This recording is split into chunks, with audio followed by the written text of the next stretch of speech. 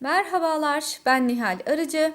Bu videomda sizlere kır çiçeği örgü modelini anlatmak istiyorum arkadaşlar.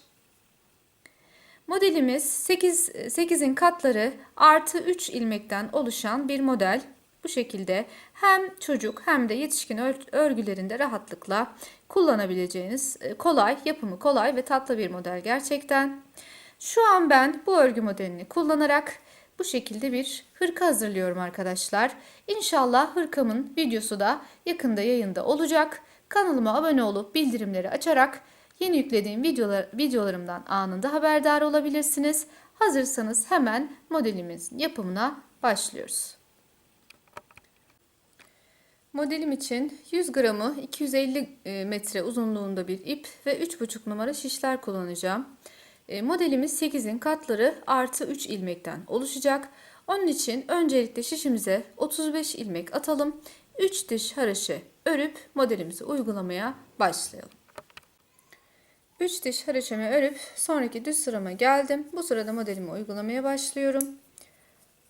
Öncelikle baştaki sıra başındaki 3 ilmeğimi düz olarak öreceğim. 1 2 3. Sıradaki 2 ilmeğimi ilmeklerimin sol tarafından, şu kısımdan, bakın şuradan birlikte alarak sağa doğru kesiyorum. Gördüğünüz gibi sağa doğru yatmış durumda şu anda ilmeklerim.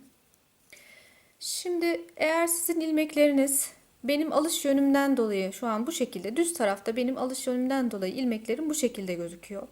Ama sizin alış yönünüz farklıysa ve bu yüzden de ilmekleriniz düz tarafta bu şekilde bir görüntüsü varsa ilmeklerinizin, öncelikle sizin bu iki ilmeğinizi bu şekilde benimkinin görüntüsünde çevirip sonrasında iki ilmeğinizin sol tarafından girip şuradan iki ilmeğinizi birlikte alıp bu şekilde örmeniz gerekiyor arkadaşlar. Sıra başındaki 3 ilmeğimi düz olarak ördüm. Sıradaki 2 ilmeğimi sağa doğru, 2 ilmeği birlikte alarak sağa doğru kestim. Şimdi bir tane doluyorum. Bir ilmek düz örüyorum. Bir tane doluyorum ve sıradaki 2 ilmeğimi bu sefer sola doğru keseceğim. Sola doğru kesmeleri yaparken ben ilk ilmeğimi alış yönünde, yine düz örgümü alış yönümde alıyorum. Şişime örmeden aldım. İkinci ilmeğimi örüyorum. Örmeden aldığım ilk ilmeğimi diğerinin üzerinden bu şekilde geçirerek burada bir ilmek kesmiş, sağa doğru ilmeklerimi yatırmış oluyorum arkadaşlar. İlk motifimi tamamladım.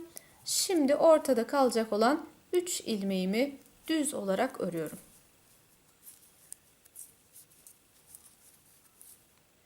İkinci motifimi aynı şekilde başlayacağım. Sıradaki 2 ilmeğimi ilmeklerimin sol kısmından şu şekilde birlikte alıp örüyorum. Bir tane doluyorum. Bir tane düz örüyorum. Bir tane doluyorum ve sıradaki 2 ilmeğimi bu sefer sola doğru keseceğim. İlk ilmeğimi örmeden alıyorum.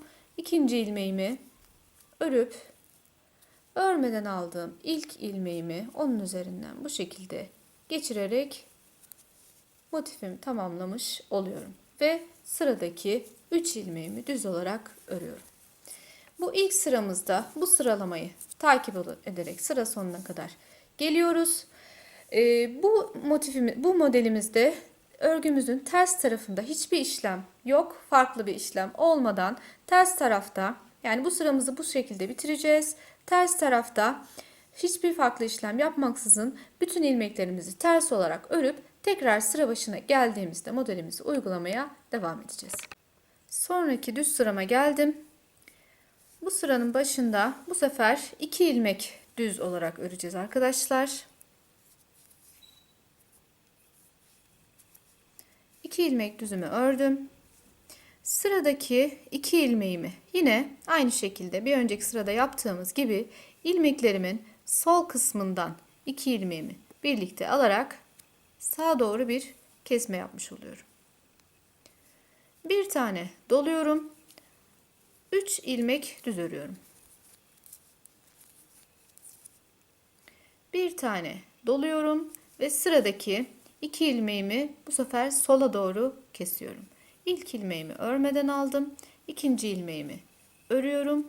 İlk ilmeğimi diğerinin üzerinden bu şekilde geçiriyorum. Ve böylece ilk motifimi tamamladım. Ortada bu sefer tek bir ilmek kalacak. O yüzden bir ilmek düz olarak örüyorum ve ikinci motifim için başlıyorum. Baştaki 2 ilmeğimi sağa doğru bu şekilde kesiyorum.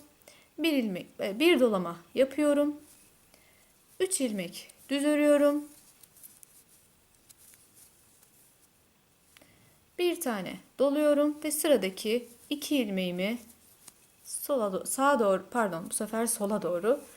doğru kesip ikinci motifimi de bu şekilde tamamlıyorum ve arada bir ilmek düz örüp bir sonraki motifimi yapmaya başlıyorum. Sıramı bu şekilde tamamlıyorum. Ters sıramı da hiçbir farklı işlem yapmaksızın ters olarak örüp sonraki sırama geliyorum.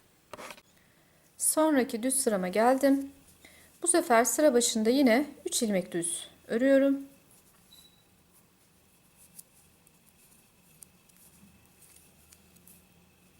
Sıradaki 2 ilmeği ilmeklerimin solundan birlikte alarak sağa doğru kesiyorum.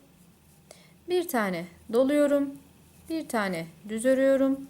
Bir tane doluyorum ve sıradaki 2 ilmeğimi sola doğru kesiyorum.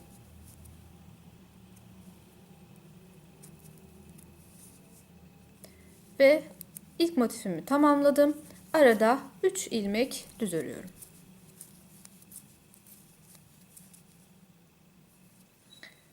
İkinci motifime başlıyorum. İlk 2 ilmeğimi ilmeklerimin solundan birlikte alıp sağa doğru kesmiş oluyorum. Bir tane doluyorum. Bir tane düz örüyorum. Bir tane doluyorum. Sıradaki 2 ilmeğimi sola doğru kesiyorum. Ve aradaki 3 düz ilmeğimi örüyorum. Bu sıramı da böyle tamamlayıp ilk motifimi bitirmiş olacağım arkadaşlar. Ters sıramı da örüp sonraki düz sırama geliyorum. İlk motifimi tamamladım. Toplam 6 sırada motif çalışmamı bitirmiş oldum arkadaşlar.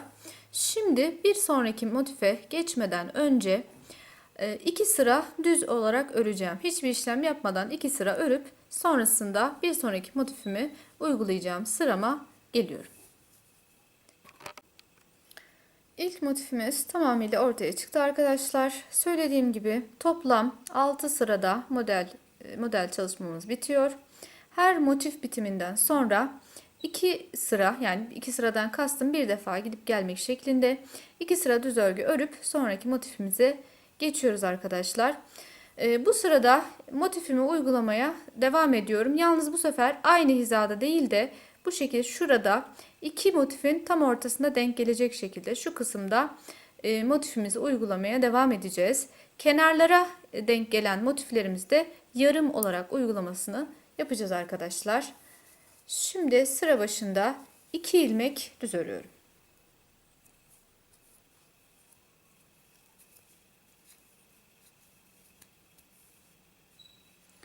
Bir tane doluyorum. Sıradaki 2 ilmeğimi sola doğru kesiyorum.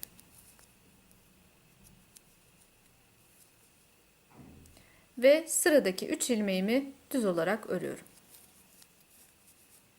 Dediğim gibi sıra başındaki ilmeğimizi şu an motifimizi yarım olarak devam ettireceğiz. 3 ilmek, aradaki 3 ilmek düzümü ördüm. Tekrar motifimi uygulamaya başlıyorum. Sıradaki 2 ilmeğimi sağa doğru bu şekilde kesiyorum. Bir tane doluyorum. 1 ilmek düz örüyorum. Bir tane doluyorum ve sıradaki 2 ilmeğimi sola doğru kesiyorum.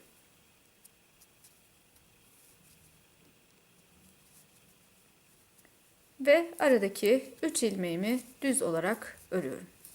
Ve tekrar motifimi aynı şekilde uygulamaya devam ediyorum. Sıra sonuna geldiğimde yine yarım olarak motif uygulaması yapacağız.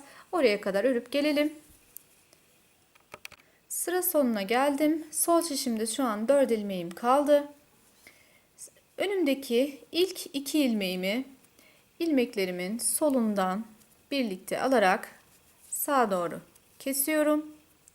Bir tane doluyorum ve sıra sonunda kalan 2 ilmeğimi düz olarak örüyorum. Ters sıramı örüp sonraki sırada modelime devam ediyorum. Sonraki düz sırama geldim. Sıra başındaki 3 ilmeğimi düz olarak örüyorum.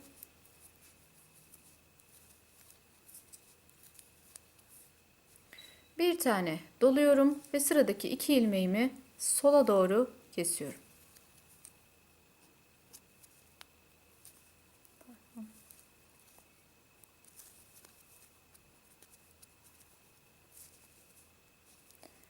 Bir tane düz örüyorum.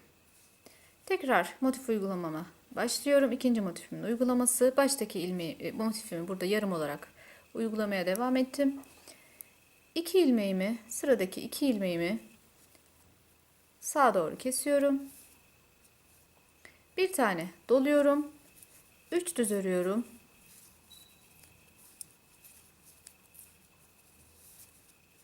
Bir tane doluyorum ve sıradaki 2 ilmeğimi sola doğru kesiyorum.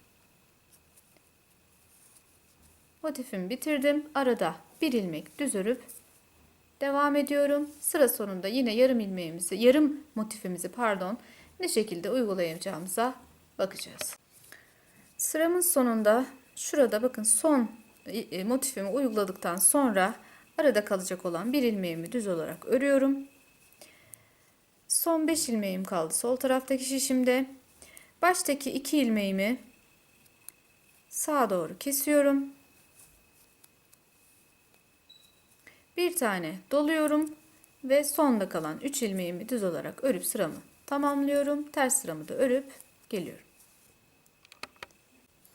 Tekrar sıra başına geldim. Baştaki 2 ilmeği düz olarak örüyorum. Bir tane doluyorum ve sıradaki 2 ilmeği sola doğru kesiyorum.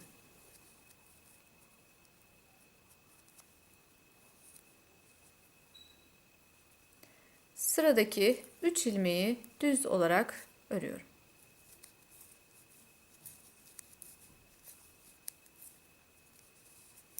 Tekrar ikinci motifimin uygulamasına geçtim. Baştaki motifimi yarım olarak uyguladım.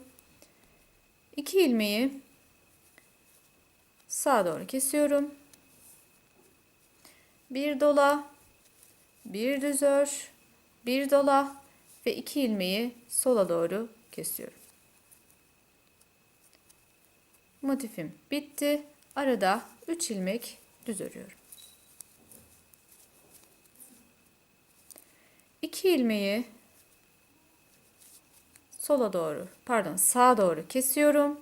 Bir dola, bir düz ör, bir dola ve sıradaki 2 ilmeği sola doğru kesiyorum. Arada 3 ilmek düz örüyorum. Motif başındaki 2 ilmeği sağa doğru kesiyorum. Bir dola, bir düz ör, bir dola ve sıradaki 2 ilmeği sola doğru kesiyorum. Sıra sonuna geldim arkadaşlar. Pardon, burada 3 ilmek yapacaktım ben burada. Tekrar sıra başına geldim. Baştaki 2 ilmeği düz olarak örüyorum. Bir tane doluyorum ve sıradaki 2 ilmeğimi sola doğru kesiyorum. İlk motifimi yarım olarak tamamladım. Ortada kalacak olan 3 ilmeği düz olarak örüyorum. İki motif arasında kalacak olan 3 ilmek bu.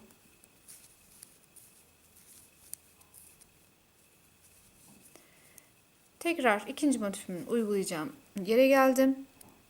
İlk 2 ilmeklerimi solundan bu şekilde birlikte alarak sağa doğru kesiyorum. Bir tane doluyorum. Bir tane düz örüyorum. Bir tane doluyorum ve sıradaki 2 ilmeğimi Şöyle bir saniye. Sola doğru kesiyorum ve arada 3 ilmek düz örüp sıramın sonuna kadar bu şekilde geliyorum.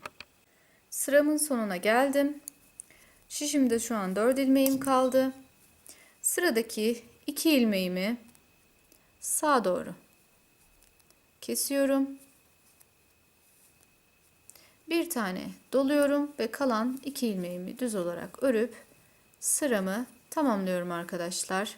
Bundan sonraki ters sıramızı da ördüğümüzde ikinci motifimiz de tamamıyla ortaya çıkmış olacak.